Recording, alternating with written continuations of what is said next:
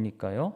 그동안 저희가 아주 1년 넘게 굉장히 긴 기간 동안 3분의 2를 했고, 이제 스바냐, 학개, 스가랴, 그리고 마지막으로 말라기, 이렇게 남아 있습니다. 이제 오늘부터 스바냐서를 공부합니다. 스바냐서도 3장으로 된 아주 짧은 책입니다. 여호와의 날이 주된 주제이고요. 심판에 대한 예언, 그리고 축복에 대한 예언을 다 담고 있습니다. 사실 이 소예언서가 거의 같은 주제를 선포하고 있다라고 하는 점을 저희들이 기억하면, 이제 3분의 2 정도 된 이쯤 되면 이제 앞의 책들과는 어떤 부분이 조금 다른가, 또 어떤 면에서 어떤 말씀들이 반복되는가, 이런 면에서 여러분들이 좀 더 수준이 올라갈 수 있다고 생각합니다. 표현이나 용어, 또 배경 등이 사실 거의 비슷하기 때문에 처음 읽을 때보다는 훨씬 수월하지 않을까라고 하는 그런 마음이 있습니다. 그러나 또 반대로 이 설교자의 입장에서는 참 좀 난감합니다. 이 스바냐서 참 자료도 없고, 그리고 내용도 앞에와 비슷하다 보니 이게 참 저도 쉽지 않은 여정을 지금 보내고 있어요. 3분의 2 정도 지나왔는데 아주 쉽진 않습니다. 하지만 하나님께서 코로나 시기에 이 소예언서를 통해 주시는 메시지가 분명 있다는 것을 알기 때문에 좀 힘든 작업이긴 하지만 저로서도 최선을 다하고 있습니다. 여러분, 스바냐서를 통해서 하나님의 뜻이 여러분 모두에게 전달되는 그러한 우리 3주 또는 4주간의 시간이 되시기를 주님의 이름으로 축복합니다. 자, 우리 1절부터 시작해 보겠습니다. 1절 말씀입니다. 시작. 아몬의 아들 유다 왕 요시야의 시대에 스바냐에게 임한 여호와의 말씀이라. 스바냐는 히스기야의 현손이요 아마랴의 증손이요 그다랴의 손자요 구시의 아들이었더라. 네, 스바냐라고 하는 이 스바냐 선지자는 딱 여기 스바냐서에만 등장해요. 다른 구약에도 1절 언급이 되지 않습니다. 이 이름은 여호와께서 감추셨다라고 하는 뜻입니다. 감추셨다라고 하는 것은 두 가지 의미로 볼 수 있는데요. 뭔가를 이렇게 감췄다, 그러니까 하나님이 아주 큰 어려움과 역경 속에서도 당신의 백성들을 이렇게 감추어 두셨다, 지키시려고 이렇게 구별해 두셨다라고 하는 뜻으로도 볼 수가 있고, 또 하나는 여호와의 날에 감추어졌던 우리의 죄가 드러난다, 하나님이 그걸 폭로하신다라고 하는 의미가 있습니다. 그러니까 양날의 어떤 검과 같은 거죠. 자, 이 1절에 등장하는 이 스바냐의 족보가 사실 좀 의미심장해요. 왜냐하면 이렇게 4대를 설명하는 족보는 별로 없습니다. 다윗이나 예수님? 그 외에 또 예언자들 중에서 4대를 소개하는 그런 예언자는 없어요. 그러니까 매우 드문 거죠. 기껏해야 할아버지 정도를 언급하는데, 이 스바냐는 고조 할아버지까지 그 이름을 언급하고 있어요. 그러니까 제 생각에는 아마도 이 고조 할아버지를 꼭 언급하고 싶었던 모양인 것 같아요. 그렇지 않고서야 이렇게까지 사실 얘기하지 않거든요. 여러분, 고조 할아버지가 현재 누구라고 지금 1절이 이야기하고 있죠? 히스기야입니다. 논란의 여지가 있기는 하지만 이 히스기야는 우리가 알고 있는 그 히스기야 왕을 의미한다고 보여져요. 만 70대 30 정도로 다른 히스기야일 수도 얘기하기도 하지만, 그런 히스기야 왕이라고 보는 것이 지배적입니다. 그러니까 히스기야 왕이 있으면 우리는 그 히스기야 왕에 이어서 왕이 된 족보를 알고 있죠. 그러나 여러분, 왕이라고 해서 자식이 하나만 있는 건 아니지 않습니까? 여러 자식이 있는데 그 어떤 다른 왕족의 족보라고 보는 겁니다. 그렇다면 스바냐는 왕족입니다. 그래서 스바냐서를 읽으면 오늘 1장에도 나오지만 중간중간 예루살렘의 지명들을 굉장히 잘 알고 있고요. 또 어떤 옷을 입고 있는지도 잘 표현한 것으로 봐서 왕족일 것 같다라고 저희들이 생각할 수 있어요. 자, 그러면 이제 중요한 건 그겁니다. 왜 히스기야를 언급한 걸까? 그것에 대한 자료가 없어요. 제가 좀 찾아보고 이렇게 했는데, 왜 히스기야까지 굳이 언급을 해야 했느냐라는 것에 대해서 명확하게 내어놓는 그런 해석은 나와 있지 않더라고요. 근데 이제 저 나름대로 어떤 짐작을 합니다.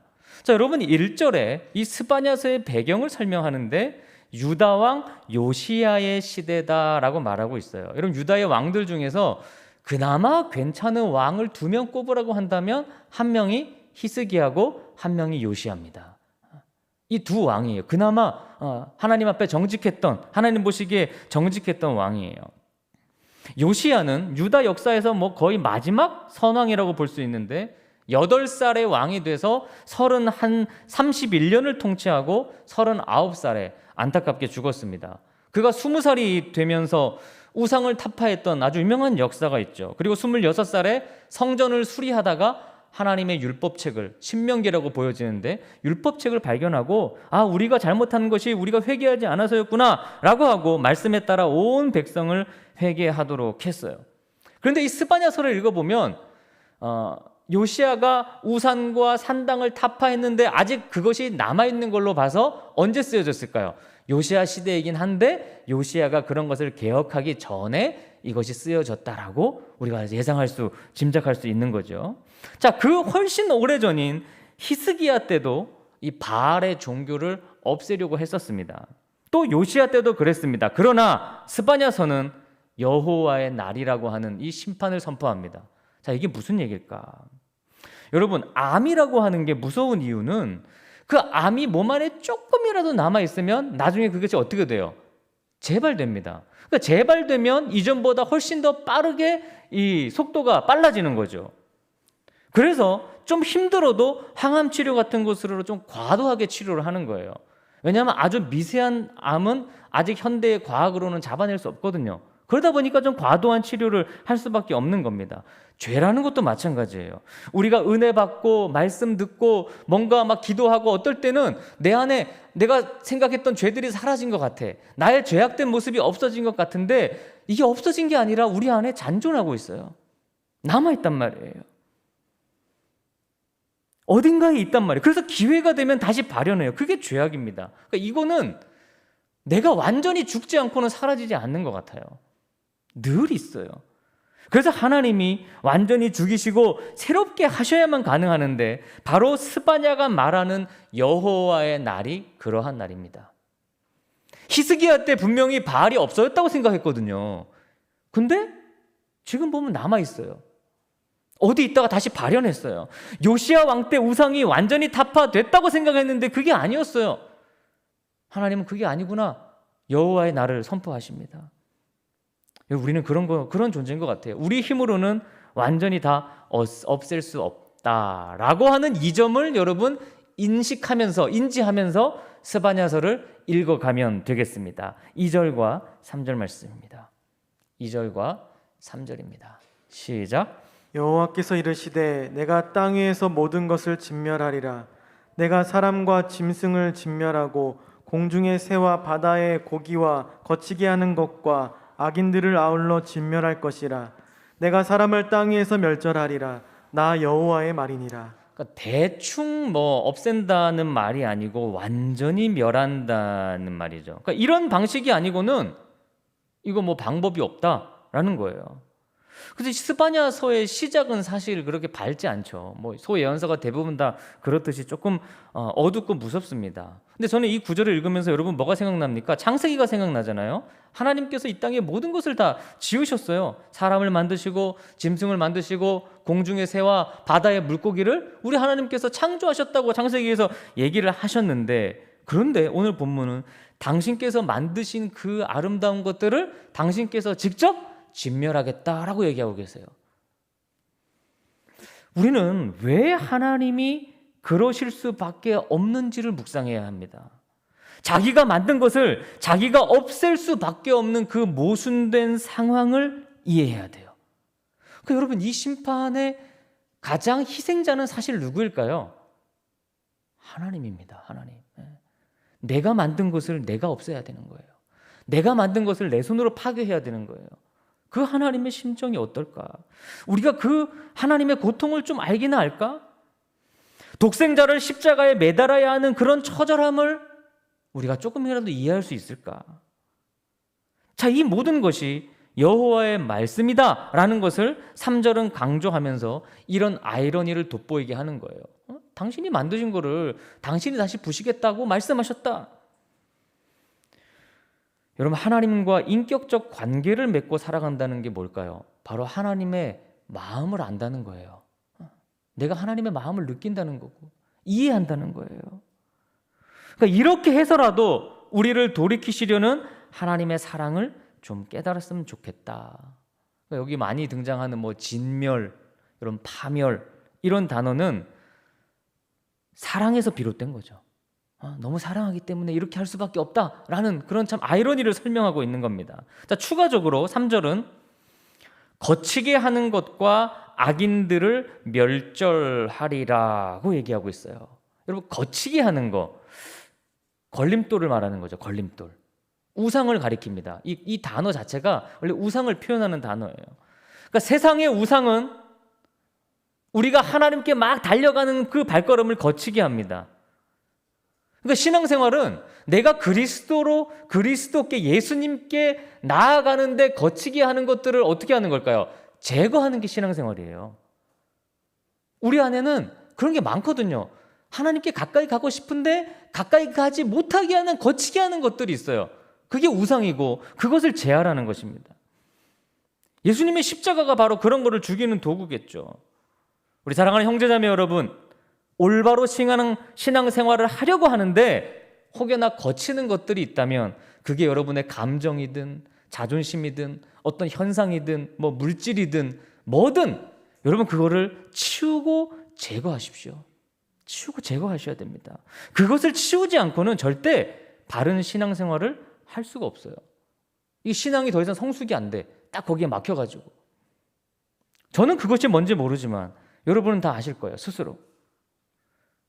우리를 이렇게 다 멸절해서라도 돌이키고 싶으신 하나님의 사랑을 힘입어 저희들이 적극적으로 치워야 할 그런 거치는 것들입니다.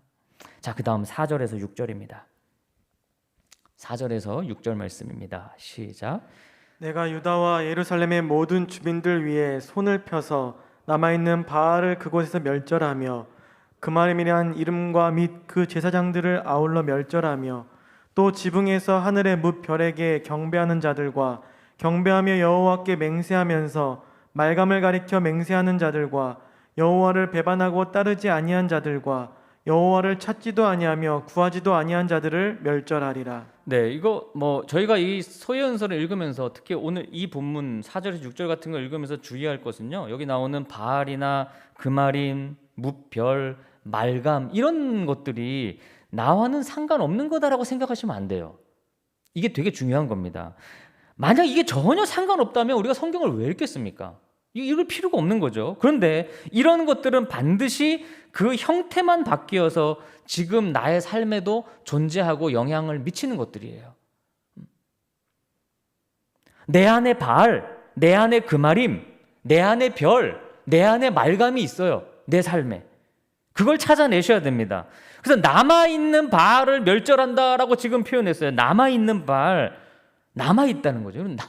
뭐든 남기는 게 문제예요. 남기는 게. 십자가 앞에서 결단하는데 우리는 남깁니다. 우리 안에 음탕한 뿌리가 남아있어요. 근데 하나님은 그 남아있는 바알을 아신다는 거죠. 그러니까 예수 믿는다고 해서 그럼 저희들이 완전히 바뀌는 게 아니잖아요. 왜냐? 삶의 방식을 완전히 바꾸지 않아요. 남겨놓는 거예요. 다 남겨놔요. 그러니까 이 싸움이 저도 어려워요. 저는 남기고 싶고 하나님은 남기지 말라 그러시고 그럼에도 저는 조금씩 남겨놓고 그거를 계속 하나님과 이렇게 뭐라 그럴까요? 치고받고 하는 거예요. 하나님 이건 다 못 내놓겠는데요. 이거 못 버리겠는데요. 하나님께 말도 안 하고 나 몰래 남겨놓는 거죠. 여러분, 그마림은 이방신을 섬기는 제사장입니다. 또 말감이라고 하는 거는요, 그 열왕기 상에도 두어 차례 등장하는데 열왕기 상에는 밀곰이라는 말로 등장해요. 굉장히 묘가 재밌어요. 여기는 말감, 열왕기에는 밀곰 같은 단어입니다. 또 영어 성경은 몰렉으로 번역합니다. 몰렉. 근데 여러분 몰렉은 들어보셨죠? 소유연서에도 몇 번 등장해요. 몰렉신, 그냥 이방신 정도로 저희가 이해하면 되는데 암몬 족속이 믿는 이방신을 말하는 겁니다. 이 말감은 여호와를 찾고 구하는 것이 유일하게 살 길임에도 불구하고 유다 백성들이 하나님만을 찾고 구하지 않고 심지어 배반했다. 그렇게 6절이 이야기해요. 그러니까 소위 뭘 얘기하면 이해가 빠를까요? 여러분 요즘 주식 많이 하잖아요. 유행하잖아요. 그러니까 주식도 이거를 몰빵하는 게 아니라 뭐 하는 거예요? 적절하게 분산 투자하는 거예요. 하나님한테만 몰빵해서는 이게 안 될 것 같으니까 금아림에게도 조금 투자하고 말감에도 조금 투자하고 무별에도 조금 투자를 해놓는 거예요. 여러분 하나님 기뻐하실까요? 그런 삶을 기뻐하실까요? 하나님을 믿으면서도 하나님만을 찾고 구하지 않는다. 어떤 영역에서는 바알이 필요하고 어떤 영역에서는 금아림과 몰래기도 좋은 거예요. 그러니까 이런 우리의 성향이 우리 스스로는 못 고친다는 거예요. 여러분 알코올 중독자나 뭐 도박 중독자, 여러분 이런 사람들이 스스로는 절대 못 고칩니다. 그거 인정하지 않으면요 이걸 못 벗어나요. 그러니까 하나님께서 안 되니까 어떤 외부적인 충격을 줘야 되는데 바로 여호와의 날을 그날로 삼겠다라는 거예요. 내가 너희들이 어떤 큰 외부적인 충격을 줘야 니네들이 정신을 차리지. 그러니까 여러분 이 남기는 문제를 좀 소홀히 만홀히 여기지 마시고 여호와만 하나님만을 찾고 구하는 여러분이 되셨으면 합니다. 여러분 그렇게 되시기를 축복합니다. 7절에서 9절입니다. 7절에서 9절 말씀입니다. 시작. 주 여호와 앞에서 잠잠할지어다. 이는 여호와의 날이 가까웠으므로 여호와께서 희생을 준비하고 그가 청할 자들을 구별하셨음이니라. 여호와의 희생의 날에 내가 방백들과 왕자들과 이방인의 옷을 입은 자들을 벌할 것이며 그날에 문턱을 뛰어넘어서 포악과 거짓을 자기 주인의 집에 채운 자들을 내가 벌하리라. 이제는 조용하고 잠잠해라. 너희들 잘한 것도 없으면서 큰 소리 치지 마라. 더 이상 어떤 변명도 듣고 싶지 않다. 이제 여호와의 날은 가까이 왔고 너희들은 피할 수 없어 라는 얘기예요. 여호와가 희생을 준비하고 계신다. 그리고 어떤 사람을 멸하고 어떤 사람을 살릴지를 구별하셨다. 여러분 여기 이 희생이라고 하는 단어가요, 심판을 얘기할 때 표현되는 것은 여기가 유일한 구절이에요. 하나님이 희생을 얘기할 때는 다 어떤 좀 좋은 의미입니다. 근데 여기서는 그렇지가 않아요. 여호와를 찾지도 구하지도 않는다고 하고선 그 다음에 이 여호와라는 말이 지금 몇 번 나옵니까? 굉장히 많이 나오죠. 7절에 그도 여호와고요. 여호와의 날, 또 여호와께서 희생을 준비하신다. 하나님이 직접 친히 나서신 거예요. 나서신 거예요. 여호와를 찾지도 않고 구하지도 않는다. 이젠 내가 직접 희생 제사를 집례해야겠다. 그래서 이 8절과 9절은 벌하는 대상에 대한 언급입니다. 먼저는 방백들, 두 번째는 왕자들, 가장 부귀를 누린 집단들이죠. 그리고 세 번째는 이방인의 옷을 입은 자들, 혼합된 자들이에요. 하나님만 구하지 않고 몰렉, 아까 얘기한 금아림 이런 것들을 동시에 구한 사람들이에요. 그리고 네 번째는요, 문턱을 뛰어넘어서 포악과 거짓으로 자기 주인의 집을 채운 자들이다. 참 이 표현이 여러분 우리가 좀 집중해서 봐야 되는데, 이 문턱을 뛰어넘어 다닌다는 것은 이제 블레셋이라고 하는 나라의 신앙 습관을 여기서 묘사하는 거예요. 일단 1차적으로는 그렇습니다. 그럼 여러분도 아실 거예요. 어릴 때 이렇게 할머니 집 가서 문지방에 앉아 있으면 할머니가 앉지 말라고 그랬어요. 막 큰 소리 치셨어요. 문지방에 앉지 말라고. 들어와서 앉으라고. 문지방에 앉으면 복이 날아간다고. 여러분 그러셨나요? 거의 못 앉게 하셨어요. 그러니까 이 구절은 이 문턱이라는 게 그런 어떤 종교적인 의미가 여기에 있는 거죠. 여러분 하나님을 믿는다면서도 교회의 문턱을 여러분 많이 왔다 갔다 거리실 거 아니에요. 그죠? 들어왔다 나갔다 하실 겁니다. 그런데 하나님이 중심이 아니라는 것을 얘기하는 겁니다. 교회의 문턱을 그렇게 수없이도 다니면서 어떻게 너는 포악과 거짓으로 하나님의 집을 채우냐라고 하는 우리의 신앙생활을 지적하고 있습니다. 하나님의 집에 와서 변화되고 가야지. 그러니까 하나님의 교회에 오면 내가 변화받고 가야 되는 거 아닙니까? 그런데 오히려 그곳을 내 마음으로 변화시키고 간다는 거예요. 내 뜻으로 만들어 버린다는 거예요. 여러분 이단의 문제가 뭐예요? 자기의 교주나 교리에는 집중하게 하면서 그로 인해 파생되는 어떤 가정의 폭력, 또 거짓말, 그런 거에 대해서는 완전히 무관심한 단체잖아요. 그건 잘못된 거죠. 그러니까 여러분 절대 교회 문턱만 드나드는 성도가 되지 마십시오. 문에 들어왔으면 하나님의 말씀에 따라 나를 바꾸고 나가셔야죠. 내 것을 이곳에 채우고 가는 것이 아니라. 너무 중요한 이야기입니다. 자, 그 다음 10절입니다. 10절에서 13절까지를 읽도록 하겠습니다. 조금 긴데요. 10절에 13절입니다. 시작. 나 여호와가 말하노라. 그날의 어문에서는 부르짖는 소리가, 제2구역에서는 울음소리가, 작은 산들에서는 무너지는 소리가 일어나리라. 막데스 주민들아, 너희는 슬피 울라. 가나안 백성이 다 패망하고 은을 거래하는 자들이 끊어졌음이라. 그때에 내가 예루살렘에서 찌꺼기같이 가라앉아서 마음속에 스스로 이르기를, 여호와께서는 복도 내리지 아니하시며 화도 내리지 아니하시리라 하는 자를 등불로 두루 찾아 벌하리니, 그들이 재물이 노략되며 그들의 집이 황폐할 것이라. 그들이 집이 건축하나 거기에 살지 못하며 포도원을 가꾸나 그 포도주를 마시지 못하리라. 스바냐서는 유독 여호와가 말씀하셨어, 하나님이 말씀하셨어, 이거를 누차 강조해요. 그러니까 하나님이 이 일을 주도하고 계신다라는 것을 좀 표현하고 싶은 것 같아요. 하나님을 거역함으로 인해 생긴 그런 부르짖는 소리를 듣게 된다. 이 말은 여호와의 날에 심판받을 때의 어떤 괴로움, 고통, 그것 때문에 부르짖는 그런 소리를 말하는 거겠죠. 하나님을 거역함으로 인해 생긴 거, 예루살렘 성 어디서도 또 장사하는 사람들도 다 패망하고 사라진다는 걸 예언해요. 그야말로 재앙과 파멸의 날임을 보여줍니다. 그때에 찌꺼기 같이 가라앉아 있는 자들을 등불로 두루 찾아 벌하시겠다라고 표현했어요. 찌꺼기 같이 가라앉아 있는 자들. 여러분, 그렇게 설거지 이렇게 하면 막 찌꺼기처럼 이렇게 찌든 때 있잖아요. 막 이렇게 지워도 안 지워지는 거. 그런 거를 좀 연상하면 좋은데, 아마 이들은 자기들이 찌꺼기인 줄도 모를 겁니다. 그러니까 찌꺼기라는 존재는 딱 거기에 굳어져서 닦이지도 않고 흔들리지도 않아요. 매우 굳어진 상태를 말하는 거예요. 오늘 말씀 제목을 참 뭐로 잡을까 고민을 많이 하다가 제가 나도 찌꺼기인가 라는 제목으로 잡았어요. 하나님의 말씀을 들어도 이 자기들의 굳어진 방식을 고칠 생각을 단 1도 하지 않아요. 여러분, 성경을 읽는다는 것보다 중요한 거는요, 읽은 말씀에 따라 자기를 바꿔야 되는 겁니다. 하나님이 나를 멸하실 것이라고는 생각하지 않고 그렇게 사는 사람들, 그거 다 찌꺼기다. 한 주 내내 저를 돌아보았습니다. 나에게도 굳어지고 딱딱해진 생각과 그런 삶은 없는가? 누가 말해도 고치려고 하지 않고 그냥 고집을 피우는 것은 없는가?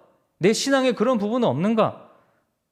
내가 생각하는 것만 다 맞다고 생각하는 그런 고집은 없는가? 이런 생각을 한 주 내내 하며 살아보았어요. 그러니까 그런 경우는요, 진짜 어떤 말을 들어도 내가 틀렸다는 생각을 하지 않아요. 막 증거를 갖다 대도 그 증거가 잘못된 거지. 제가 신학교 다니며 너무 존경했던 한 노 교수님의 가르침을 저는 절대 잊지 않습니다. 진리를 쫓는다는 것은 굳어진 마음을 제거하고 부드러운 마음을 갖는 것이다 라고 강조하셨어요. 저는 그게 제 뇌리에 아주 팍 박혔어요. 제 어떤 하나의 삶의 지표이기도 해요. 제 신앙의 지표이기도 해요. 굳어진 마음을 제거하고 부드러운 마음을 갖는 것이다. 아, 내 마음이 굳어 있구나라는 것을 인정할 줄 아는 거예요. 여러분, 에스겔 11장 19절은 이렇게 말씀합니다. 내가 그들에게 한 마음을 주고 그 속에 새 영을 주며 그 몸에서 돌 같은 마음을 제거하고 살처럼 부드러운 마음을 주어 당신의 말씀을 따르게 한다는 것입니다. 내 마음이, 이 돌 같은 마음이 녹아지지 않으면 하나님의 말씀을 따르지 않습니다. 우리 삶 가운데서. 찌꺼기처럼 굳은 사람은 말씀을 들어도 바꾸지 않아요. 그러니 여러분, 우리 찌꺼기 같은 하나님의 자녀가 되지는 맙시다. 여기 등불로 찾으신다는 것은 여호와의 날에 가장 빠르게 찾아내서 심판하신다는 얘기예요. 이미 다 하시는 주님인데 굳이 등불로 찾는다는 표현을 한 것은 그만큼 하나님이 싫어하시는 그런 존재들이라는 겁니다. 찌꺼기 같은 사람들. 닦아도 닦아지지 않는 이 찌꺼기가 여러분 혹시 내가 아닌가요? 내 마음에 있진 않나요? 여러분 우리 군인 출신들이 조심해야 될 거는요. 우리 굉장히 완고한 사람들입니다. 되게 완고해요. 그래서 이게 잘 바뀌지가 않아요. 어떤 말을 들어도 그것을 이렇게 뭐라 그럴까요? 이걸 받아들이지 않아요. 근데 그것이 어디까지 들어가느냐? 하나님의 말씀에까지 그게 그렇게 돼요. 그건 굉장히 위험한 거예요. 우리는 하나님의 말씀 앞에서는 한없이 내 마음을 부드럽게 만드셔야 됩니다. 더 부드러울 수 없을 정도로 부드럽게 만들어야 돼요. 여러분, 돌 같은 마음을 깨달라고, 돌 같은 마음을 녹여달라고 늘 기도하십시오. 하나님의 말씀 앞에서는 그 무엇도 찌꺼기처럼 되어서는 안 되는 것입니다. 14절에서 18절입니다. 14절에서 18절입니다. 시작. 여호와의 큰 날이 가깝도다. 가깝고도 빠르도다. 여호와의 날이 소리로다. 용사가 거기서 심히 슬피 우는도다. 그날은 분노의 날이요 환난과 고통의 날이요 황폐와 패망의 날이요 캄캄하고 어두운 날이요 구름과 흑암의 날이요 나팔을 불어 경고하며 견고한 성읍들을 치며 높은 망대를 치는 날이로다. 내가 사람들에게 고난을 내려 맹인같이 행하게 하리니 이는 그들이 나 여호와께 범죄하였음이라. 또 그들의 피는 쏟아져서 티끌같이 되며 그들의 살은 분토같이 될지라. 그들의 은과 금이 여호와의 분노의 날에 능히 그들을 건지지 못할 것이며 이 온 땅이 여호와의 질투의 불에 삼켜지리니 이는 여호와가 이 땅 모든 주민을 멸절하되 놀랍게 멸절할 것임이라. 네, 이 그날, 여호와의 그날은 가까이 옵니다. 반드시. 여호와를 구하는 것이 사는 길임에도 오히려 죄악의 삶을 사니 하나님이 이들을 맹인같이 만들어 버리셨다. 그러니까 사실 우리가 맹인같이 되었기 때문에 찌꺼기 같은 삶을 사는 거겠죠. 그런 신앙생활을 하는 거겠죠. 이 세상의 주인이신 하나님을 보지 못하고 또 알지 못하고 배반하면서 사니까 여러분 그게 맹인 아니겠습니까? 하나님의 말씀을 보지 못하는 게 맹인입니다. 여러분 교만하면 제일 먼저 뭐냐면요, 눈이 멀어요. 그래서 바로 앞에 이 사는 길인 말씀이 있는데도 그 다른 길로 갑니다. 바로 내 앞에 있는데도. 그러니까 이게 분별력이 사라지는 거죠. 왜냐하면 하나님이 우리를 맹인같이 하셨기 때문이에요. 그 이유는 죄악 때문입니다. 여러분 18절에 가장 눈에 띄는 말은 여호와의 질투라는 말이죠. 여호와의 질투. 질투는 일반적으로 사람들 사이에서 내가 가져야 할 것을 다른 사람이 독차지할 때 느끼는 감정이 질투예요. 그런데 창조주 하나님이 그렇게 질투하신대요. 왜? 우리를 사랑하시기 때문입니다. 너무 사랑하니까, 너무 사랑하는 제가 다른 곳에 마음을 두고 있단 말이에요. 질투하시는 거예요. 그 질투의 불에 모든 것이 멸절된다. 가끔 드라마 보면 여러분 질투하는 여자들이라고 하면 안 돼요. 질투하는 여자 남자들 눈을 보면 무섭죠. 질투의 불에 휩싸이면 그거 저리 가라 할 정도로 우리 하나님의 그 질투의 불에 휩싸이면 여러분 이 땅은 멸절되는 거예요.